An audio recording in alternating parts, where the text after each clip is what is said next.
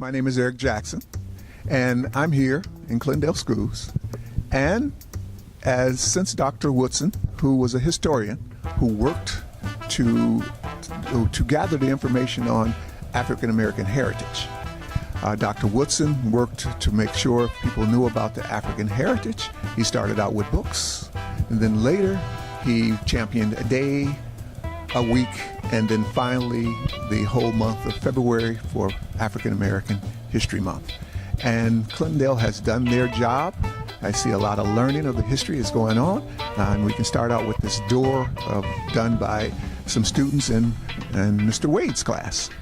And some of the history, and even the history of Dr. Woodson is probably on one of these doors. And they've done a good job. And the history is here. Now we're in front of Mr. Fiore's class, and this is a math class. And as I look at the African Americans on this, we notice that they all have math. They're math PhDs. We have some names that I haven't heard of.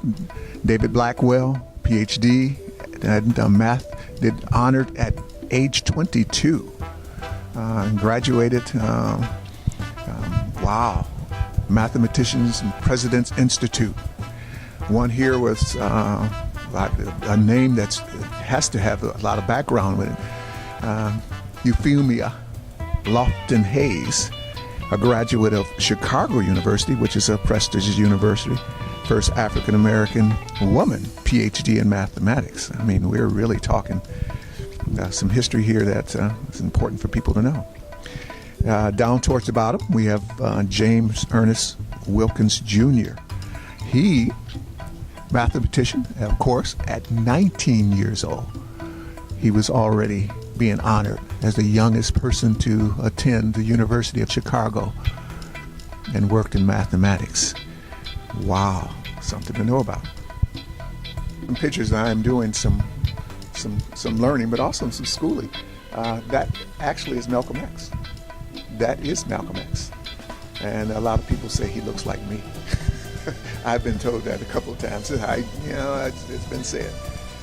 Medgar Evers, who he actually got shot. He was one of the ones who got shot in his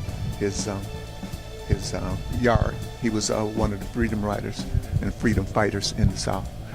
And this lady here, I said, I think I mentioned if we talk about Malcolm X as being the rebel-rouser of the males, she would have been one of the females. She left a law practice of a highly Ivy League school and became a Black Panther.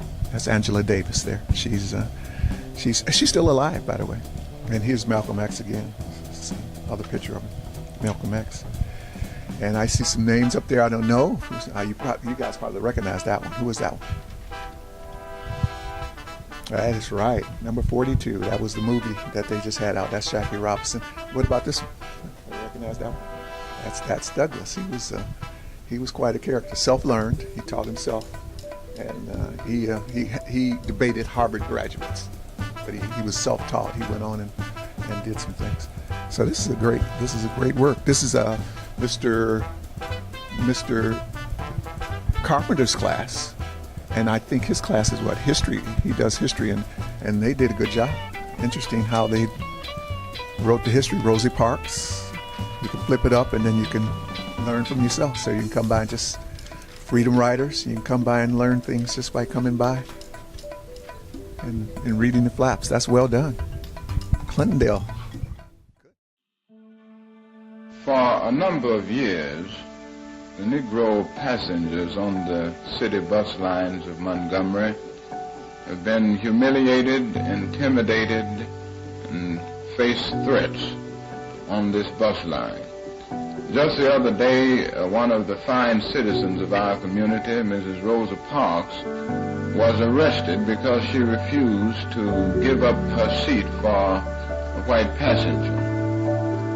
Mrs. Rosa Parks was arrested, taken down to jail, taken from the bus, just because she refused to give up her seat. At present, we are in the midst of a protest, the Negro citizens of Montgomery, representing some 44% of the population. 90% at least The regular Negro bus passengers are staying off the buses, and we plan to continue until something is done.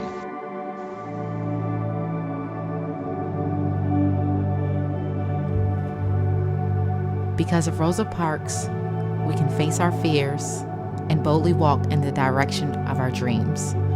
Because of them, we can.